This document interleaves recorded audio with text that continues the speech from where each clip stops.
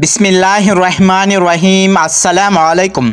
इस वाक़े में सुल्तान सलाहुद्दीन अय्यूबी की ज़िंदगी पर एक बहुत बड़ा बदकारी का दाग लगने के बारे में आपको आगाह किया जाएगा। आधी रात का वक्त हो चुका था। सुल्तान सलाहुद्दीन अय्यूबी जो कि मुस्तकबिल का सुल्तान था, इस पर एक शारिया नामी लड़की ने बदकारी का इल्ज़ाम लगा दिया था। काजी इब्न आसून जो कि सुल्तान सलाहुद्दीन अय्यूबी का उस्ताद भी था, सुबह इस मुकदमे को सुनने वाला था। ये इल्ज़ाम एक आम इंसान पर नहीं बल्कि एक बासलायत और बाकरदार इंसान सुल्तान निज़ामुद्दीन अय्यूबी की बेटे सुल्तान सलाहुद्दीन अय्यूबी रहमतुल्लाह अलैह पर एक लड़की ने लगाया था। काजी इब्न आसूम बहुत परेशान था कि अगर मेरी शागिर्द पर लगाया गया इल्ज़ाम सच साबित हुआ तो मेरी सारी ज़िंदगी की तालीम और दी गई तरबियत पर पानी फेर जाएगा। काजी ने वज़ू किया और जाए नमाज पर अल्लाह के हुजूर सजदे में गिर गया और रोने लगा, ए मेरी मालिक, तेरी बाकरदार और नेक बंदे पर मुश्किल वक्त आ पड़ा है। तू इसकी अपनी गैबी मदद फरमा और इसकी इज़्ज़त की हिफाजत फरमा। बेशक तू ही इज़्ज़त देने वाला है और तू ही ज़िल्लत देने वाला है। मेरा दिल नहीं मानता कि सुल्तान सलाहुद्दीन अय्यूबी रहमतुल्लाह अलैह किसी की तरफ बुरी नज़र भी उठाकर ना देखें, लेकिन सुल्तान सलाहुद्दीन अय्यूबी रहमतुल्लाह अलैह पर इतना बड़ा इल्ज़ाम लगा रही है। मोहतरम नाज़रीन, ये वाक़या कुछ इस तरह है कि जब सुल्तान नूरुद्दीन ज़ंगी अपनी सुल्तनत पर कायम उदायम थे तो सुल्तान सलाहुद्दीन अय्यूबी रहमतुल्लाह अलैह पर एक शारिया नामी लड़की ने इल्ज़ाम लगाया कि सुल्तान सलाहुद्दीन अय्यूबी ने इसके साथ ज़बरदस्ती ज़िना करने की कोशिश की। तमाम लोग हैरान थे कि सुल्तान इस तरह काम कैसा कर सकता है। क्या किसी को यकीन नहीं आता? कोई कुछ बात करता और कोई कुछ बात करता। अगली सुबह सुल्तान नूरुद्दीन ज़ंगी की मौजूदगी में काजी इब्न आरसू ने यह मुकदमा सुनना था और सुल्तान सलाहुद्दीन अय्यूबी पर फर्द जुर्म आयद होने की बाद सज़ा सुनाई जानी थी। सलाहुद्दीन अय्यूबी सारी रात बुखार में तड़पता रहा और अल्लाह से दुआ करता रहा, ए मेरी मालिक, तू ही मेरी मदद फरमा, तू ही बेहतर जानता है, तू ही सबसे सच्चा है, बेशक मेरी मदद करने वाला सिर्फ तू ही है। सुबह का वक्त हुआ तो सुल्तान सलाहुद्दीन अय्यूबी का बुखार बहुत ज़्यादा था। सलाहुद्दीन ने वज़ू किया और नमाज के लिए खड़े हो गए। नमाज ख़त्म करने की बाद अल्लाह के हुजूर सजदे में गिर गया, दुआ मांगी और कहा, ए मेरी मालिक, तू ही मेरी इज़्ज़त रखना। वो दिन अय्यूबी ख़ानदान के लिए बहुत ही अजीब दिन था। लोग बड़े बेताबी से इस लम्हे का इंतज़ार कर रहे थे कि जब सुल्तान नूरुद्दीन ज़ंगी की मौजूदगी में काजी इब्न आसून इस मुकदमे को सुनेंगे और सुल्तान सलाहुद्दीन अय्यूबी के साथ क्या होने वाला है, क्योंकि इस वक्त भी कुछ लोग नूरुद्दीन ज़ंगी के ख़िलाफ़ थे जबकि कुछ लोग नूरुद्दीन ज़ंगी के साथ थे। इसलिए लोगों के जहन में मुख्तलिफ़ किस्म की सवालात थे। सूरज तुलू हो चुका था। सुल्तान नूरुद्दीन ज़ंगी अपने दरबार में आ चुका था और इसकी बाएजाब काजी इब्न आरसून का तख्त था और नीचे सुल्तान सलाहुद्दीन अय्यूबी की हाथ बांधे खड़ा था। थोड़ी देर के बाद काजी ने फ़र्द जुर्म पढ़कर सुनाया और फ़र्द जुर्म पढ़ने के बाद सुल्तान सलाहुद्दीन अय्यूबी रहमतुल्लाह अलैह से मुखातिब हुआ और कहा कि तुम्हें अपनी सिपाही में बोलने का पूरा हक है, आप बोले। काजी की बात ख़त्म होती ही सुल्तान सलाहुद्दीन अय्यूबी रहमतुल्लाह अलैह ने काजी से मुखातिब होते हुए कहा, काजी साहब, जिस लड़की को मैंने देखा तक नहीं, इसके साथ कुछ बुरा करने के बारे में सोच भी नहीं सकता हूँ।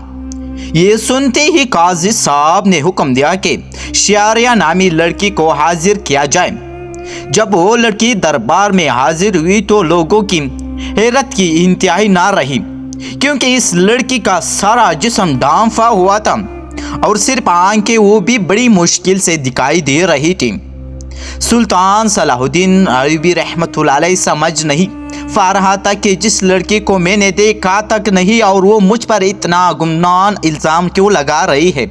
मुझसे आखिर ऐसी क्या कौन सी गलती जर्द हुई है जो इस लड़की ने मुझ पर इतना बड़ा इल्ज़ाम लगा दिया। قاضی ارسن عشرہ نامی لڑکی سے مخاطب ہوا اور پوچھا، بتاؤ سلطان صلاح الدین ایوبی نے تمہارے ساتھ کیا کیا؟ تو اس لڑکی نے کہا، میں اپنا بیان پہلے دے چکے ہوں، مزید ایسی باتیں کر کے میں اپنی مزید عزت خوار نہیں کروا سکتی۔ بخار بہت زیادہ ہونے کی وجہ سے سلطان صلاح الدین کا چہرہ زرد ہو رہا تھا اور ہاتھ کانپ رہے تھے، زبان پر بھی لرزر طاری تھا۔ یہ دیکھ کر مجمع کو جھوٹ لگ رہا تھا کہ سلطان صلاح الدین ایوبی بے قصور نہیں ہے۔ سلطان نور الدین زنگی بڑے غور سے یہ سارا منظر دیکھ رہا تھا۔ پوری دربار میں سناٹا چھایا ہوا تھا، لوگ بڑے غور سے صلاح الدین ایوبی اور اس لڑکی کی باتوں کو سن رہے تھے۔ سلطان صلاح الدین ایوبی نے اس لڑکی سے کہا کہ کیا تمہیں اپنی رب سے ڈر نہیں لگتا کہ تم ایک بے قصور انسان پر اتنا بڑا الزام لگا رہے ہو؟ لوگ سمجھ رہے تھے کہ سلطان نور الدین زنگی کا بھتیجا ہونے کی وجہ سے صلاح الدین اگر مجرم قرار بھی دیا گیا تو سزا سے بچ جائے گا۔ صلاح الدین نے قاضی سے کہا کہ جب ہم کسی بھی مسئلے کا حل نہیں نکال پاتے تو ہم پھر اپنے اللہ کی طرف رجوع کرتے ہیں، اور میں بھی اس لڑکی کو کہتا ہوں کہ اگر یہ اللہ کو حاضر و ناظر جان کر اللہ کی قسم کھا کر یہ کہہ دے کہ اس کا الزام سچا ہے تو میں بھی گناہ قبول کر لوں گا، جو مجھ سے سرزد بھی نہیں ہوا۔ یہ سنتے ہی وہ لڑکی صلاح الدین کو بغور دیکھنے لگی۔ وہ سلطان صلاح الدین کی حالت سمجھ چکی تھی۔ تھوڑی دیر بعد غور بخوبی دیکھنے کے بعد لڑکی چیک چیک کر رونے لگی اور کہا، میں تمام مجمع کے سامنے اللہ کو حاضر و ناظر کر کے کہتی ہوں کہ سلطان صلاح الدین بالکل بے قصور ہے، سارا گناہ میرا ہے۔ یہ سن کر سارا مجمع حیران رہ گیا اور اس لڑکی کی چند الفاظ نے انہیں مقدمے کو الٹ کر دیا۔ اتنے میں سلطان نور الدین زنگی دشت سے اپنی کرسی سے اٹھا اور اسی لڑکی کو کہا کہ کیا تمہیں پتہ ہے کہ الزام تراشی کی تمہیں کتنی بڑی سزا مل سکتی ہے؟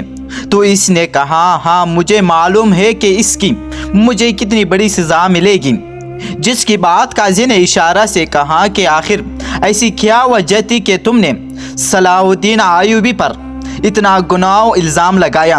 تو لڑکی نے اپنی آنکھیں جھانک لی، لیکن جب سلطان نور الدین زنگی رحمۃ اللہ علیہ نے لڑکی کی طرف دیکھا تو اس لڑکی نے کہا، اے میری سلطان، میں جانتی ہوں کہ مجھ سے بہت بڑا گناہ ہو گیا ہے، شاید جس کی تلافی بھی ناممکن ہو، کیونکہ جو داغ سلطان صلاح الدین ایوبی رحمۃ اللہ علیہ کی کردار پر وہ شاید میں چاہتی ہوئی بھی نہ مٹا سکوں، لیکن یہ سب کام کرنے کے لیے میں مجبور تھی۔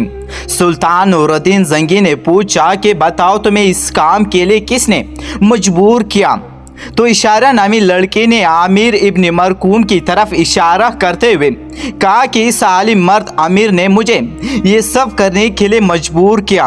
یہ سب سنتے ہی تمام درباری عامر ابن مرکوم کو ملامت اور غصہ کی نظروں سے دیکھنے لگے۔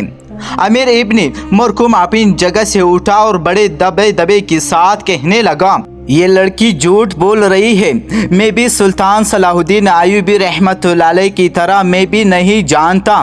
تو سلطان نور الدین زنگی نے کہا کہ کل معلوم ہو جائے گا کہ کون بے گناہ ہے اور کون گنہگار ہے۔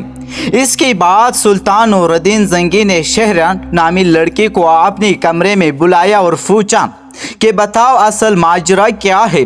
لڑکی نے کہا کہ ایک جنگ میں میرے ماں باپ مارے گئے تھے اور میں اس مظالم عامر ابن مرکوم کی ہاتھ لگ گئی تھی، جسے مجھ پر بے انتہائی ظلم کرتا تھا، بے حد تشدد کرتا تھا، اور شاہی کنیز کی پانچ کرنے کے بعد اس لڑکی کی پیٹھ پر کوڑوں کے نشان بھی دکھائی دی گئی ہے۔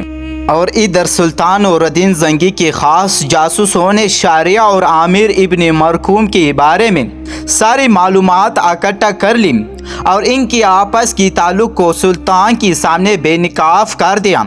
یہ دیکھ کر سلطان نے اگلے دن پوری مجمع کو ایک جگہ پر اکٹھے ہونے کی دعوت دی۔ یہ دعوت اس لیے تھی کہ قاضی ابن مرکوم کی سزا لوگوں کے سامنے دکھائی جا سکے۔ تمام لوگ بڑے دور دور سے امیر ابن مرکوم کی حالت دیکھنے کے لیے آئے۔ جب اس کو میدان میں لایا گیا تو سخت زنجیروں میں جکڑا ہوا تھا۔ لوگ اس کو ملامت کی نظروں سے دیکھ رہے تھے۔ शरीयत के मुताबिक इसे 70 कोड़े मारे गए और इसके बाद सुल्तान नूरुद्दीन ज़ंगी ने इन्हें इसकी तमाम जायदाद जब्त कर ली। इसे शाही ओहदा भी ले लिया और इसकी तमाम जायदाद सुल्तान सलाहुद्दीन अय्यूबी को देने की दावत दी। लेकिन सुल्तान सलाहुद्दीन अय्यूबी रहमतुल्लाह अलैह ने ये कहते हुए ठहरा दिया कि मैं किसी की माल अपने हिस्से में रख कर हासिब नहीं बनता। और इसी तरह सुल्तान सलाहुद्दीन अय्यूबी रहमतुल्लाह अलैह की अल्लाह ताला ने गैबी मदद की और इसकी वजूद पर लगाया ये बदकारी का दाग दूध की तरह खेल गया। बेशक अल्लाह अपने बंदों की मदद फरमाता है। जो इंसान बदकारी जिना से बचता है तो अल्लाह ताला इसकी मदद फरमाता है। और जिसका कुलम कला वाक़या कुरान शरीफ में मौजूद है। हज़रत यूसुफ अलैहिस्सलाम की हवाले से जब ज़ुलेखा ने हज़रत यूसुफ अलैहिस्सलाम पर इल्ज़ाम लगाया, इसे भड़काया, इससे गुमराह करने की कोशिश की तो दरवाज़े बंद होने के बावजूद अल्लाह की गैबी मदद आई और अल्लाह ने इन्हें सरखुरूग किया। लेकिन यहाँ सिर्फ इंसान का अपने रब पर भरोसा और अपने ईमान पर पुख्तगी होनी चाहिए। दोस्तों, अगर आप लोगों ने मेरी इसी वीडियो को लाइक नहीं किया तो मेरे वीडियो को लाइक करके चैनल को भी सब्सक्राइब कर लीजिए। बहुत शुक्रिया आप सब।